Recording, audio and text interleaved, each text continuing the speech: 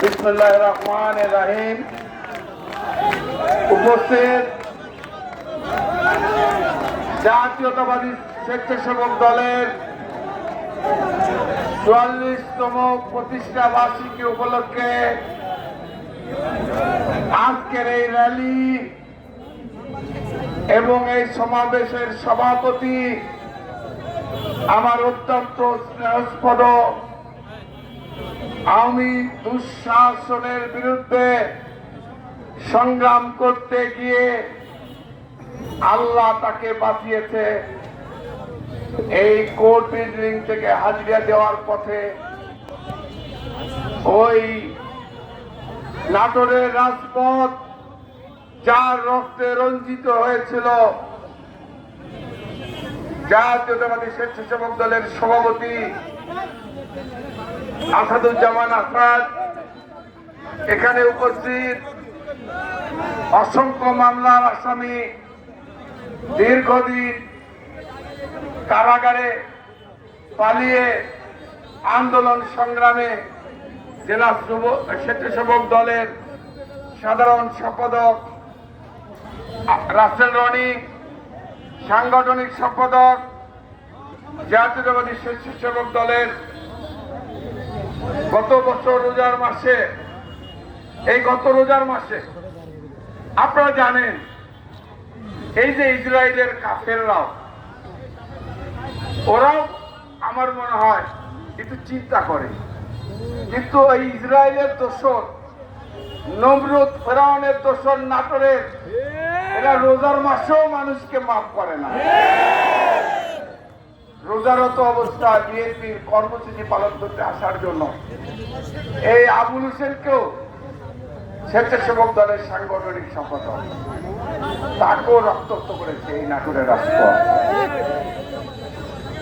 এই যে আমার পাশে দাঁড়ানো স্বেচ্ছাসেবক দলের সাবেক সভাপতি, একই অবস্থা শাহিনে, মানে স্বেচ্ছাসেবক দলের সাবেক বর্তমান কেউ মাপ পায়নি এই আওয়ামী লীগের অত্যাচার থেকে। আরো যারা আছে কেউ বাদ নাই। প্রিয় ভাইরা আমার, নাম বলতে গেলে অনেক নাম বলতে হবে। কে এখানে আছে কে মার খায়নি? মার খায়নি কে? এরপরেও কেউ কিন্তু দল ছেড়ে, দলের কর্মসূচি ছেড়ে কেউ পিছনে হাঁটে নাই, এবং হাসিনার পতন হওয়া পর্যন্ত সবাই ছিল। প্রিয় ভাইরা আমার, আমি বক্তৃতার শুরুতে আমি তুই একটি কথা বলবো। গত 16 তারিখ আমার সাংবাদিক ভাইরা এখানে আছেন,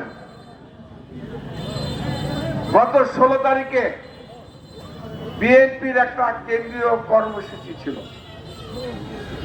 সেটা ছিল সারাদিন ব্যাপী অবস্থান ধর্মঘট অবস্থান কর্মসূচি। সেই কর্মসূচিতে আমি নাটোরের নেতৃবৃন্দের সঙ্গে আমিও ছিলাম। আপনারা জানেন আমার সাংবাদিক ভাইরা, গত 15.5 বছর শেখ হাসিনার দুঃশাসনে শুধু বিএনপির নেতা কর্মী নয়, এদেশের সাংবাদিক, এদেশের পত্রিকার মালিক, এদেশের পত্রিকার সম্পাদক এমন কেউ নাই এই আওয়ামী লীগের দুঃশাসন থেকে রক্ষা পেয়েছে। সঠিক সংবাদ পত্রিকা পরিবেশন করলেই পত্রিকার সাংবাদিকদের বিরুদ্ধে ওয়ারেন্ট, আইসিটি কি বলে, আইসিটি আইন করেছিল। এই আইসিটির মামলায় কেউ রক্ষা পায় নাই। আমি পত্রিকাগুলোর নাম বলতে চাই না, আপনারা জানেন এখানে অনেক পত্রিকার সাংবাদিক আছেন। এমনও পত্রিকা আছে শেখ হাসিনা বলেছে এই পত্রিকা গণভবনে ঢুকতে পারবে না। শেখ হাসিনা বলেছে অমুক পত্রিকা প্রধানমন্ত্রীর অফিসে ঢুকতে পারবে না। প্রিয় ভাইরা আমার, আপনারা জানেন, আমার সাংবাদিক ভাইরা জানেন, আমাদের নেতা তারেক রহমান লন্ডন থেকে বাংলাদেশের মানুষের উদ্দেশ্যে বক্তব্য রেখেছিলেন। আওয়ামী লীগের শাসন আমলে কত সালে হবে আমার ঠিক মনে নেই, হয়তো 2015 সালের দিকে হবে। সে সময় ইটিভি চ্যানেলে উনি এই বক্তব্যটা প্রচার করেছিল। ওই ইটিভির যিনি চেয়ারম্যান আব্দুল সালামকে ওই ইটিভি বন্ধ করে দিল শেখ হাসিনা, আওয়ামী লীগ বন্ধ করে দিয়ে সেই ইটিভির মালিক আব্দুল সালামকে গ্রেপ্তার করে রিমান্ডে নিয়ে তার উপর শারীরিক নির্যাতন করে দীর্ঘ 3 বছর ঢাকা কেন্দ্রীয় কারাগারে মানবতার জীবন যাপন করেছে।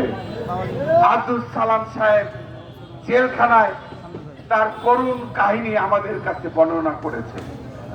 এরকম ভাবে এমন কোন পত্রিকা নাই, আজকে আমার দেশ পত্রিকার সম্পাদক এখনো দেশ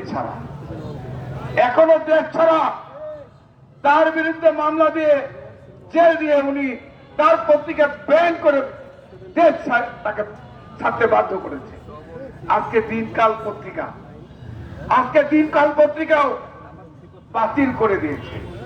এই প্রতিকূল অবস্থার মধ্যে দিয়ে আমার সাংবাদিক ভাইরা একটা মানবতার জীবন যাপন করেছে।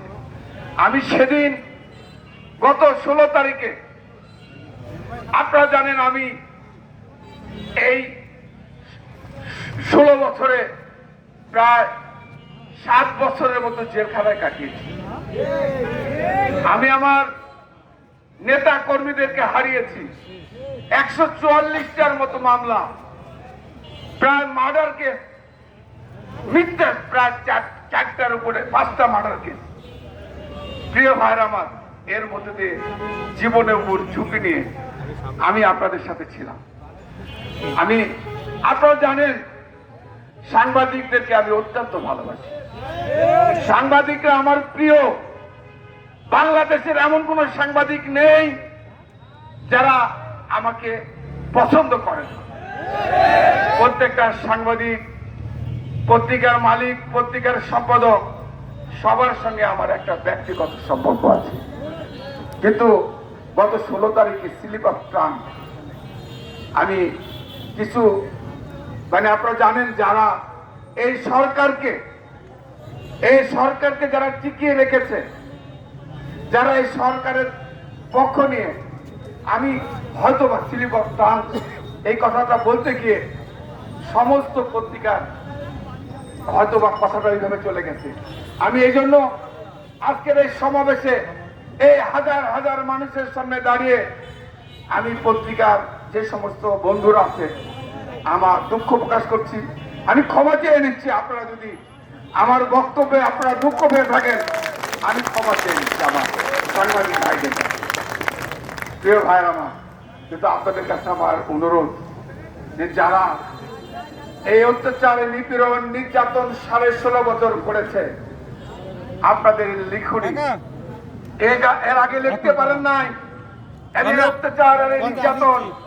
আপনারা এই আমাদের দেশপ্রেমিক সেনাবাহিনীকে এই বিডিআরের হত্যাকাণ্ডে আমাদের অসংখ্য সেনাবাহিনীকে নৃশংসভাবে হত্যা করেছে এবং কার নির্দেশে হত্যা করেছে এই কথাগুলো আপনার সাংবাদিক ভাইরা প্রকাশ করতে পারেন নাই। আজকে আপনাদের কাছে অনুরোধ, এই বিডিআর হত্যা থেকে শুরু করে তারপরে সাগর রুনি, তারপরে আমাদের এই যে হেফাজতের হুজুরকে যেভাবে নৃশংসভাবে শাপলা চত্বরে হত্যা করেছে, তাদের লাশ আজকে সেদিন যেভাবে দাফন করেছে, আজকে এই সত্য কথাগুলো আপনারা আমার সাংবাদিক ভাইয়েরা উপস্থাপন করবেন। এগুলোই আপনাদের কাছে আমাদের অনুরোধ। প্রিয় ভাইয়েরা আমার, আপনারা জানেন আজকে আমার সহকর্মী, আমার অত্যন্ত প্রিয় বন্ধু আজকে ইলিয়াস, সবাই ওই আয়না ঘর থেকে বেরোচ্ছে। ইলিয়াসের পরিবার, ইলিয়াস, তার সন্তানেরা অপেক্ষা আছে কখন তার বাবা আসবে। আমরা আমরা চাই আজকে আমার সাংবাদিক ভাইরা সেদিন এই সত্য কথা আপনারা লিখতে পারেন নাই, কিন্তু ইলিয়াসকে যারা হত্যা করেছে, এই কার নির্দেশে হত্যা করেছে এবং কিভাবে হত্যা করা হয়েছে সবই আমার সাংবাদিক অনেক ভাইরাই জানেন। এই সত্য কথাগুলো আপনাদের পত্রিকা সাংবাদিকতার মাধ্যমে আপনারা উপস্থাপন করবেন, এটাই হচ্ছে আপনাদের কাছে আমার অনুরোধ। আমি আমার নেতা কর্মীদের কাছে আমার অনুরোধ, আমাদের নেতা তারেক রহমান উনি গতকাল জাতির সামনে বক্তব্য দিয়েছেন। আমি আপনাদের এই এলাকা এমপি ছিলাম আপনাদের ভোটে। এই দীর্ঘ 18 বছর এই বিরোধী দল থাকা অবস্থায় আমরা কিন্তু একটা মুহূর্তের জন্য আপনাদের কাছ থেকে ছুটে চলে যাইনি। আমি আপনাদের বিপদে আপদে, আপনাদের দুঃখে কষ্টে বেদনায় আমি আপনাদের সঙ্গে ছিলাম। কিন্তু আজকে স্বাধীন এই যে কত সুন্দর করে হাজার হাজার নেতা কর্মী উপস্থিত এইভাবে মিটিং করতে আমাদেরকে এই শাসক স্বৈরাচার শাসক করতে দেয় না। আমি বলতে পারি বাংলাদেশের একমাত্র জেলা যে জেলায় আধা ঘন্টার নোটিশে 50,000 লোকের সমাবেশ করতে পারে, কিন্তু এই এক খারাপ শেখ হাসিনা নিজে এই দৃষ্টান্ত সৃষ্টি করেছে এবং সে নিজে মনিটর করে নাটোরের রাজনীতি।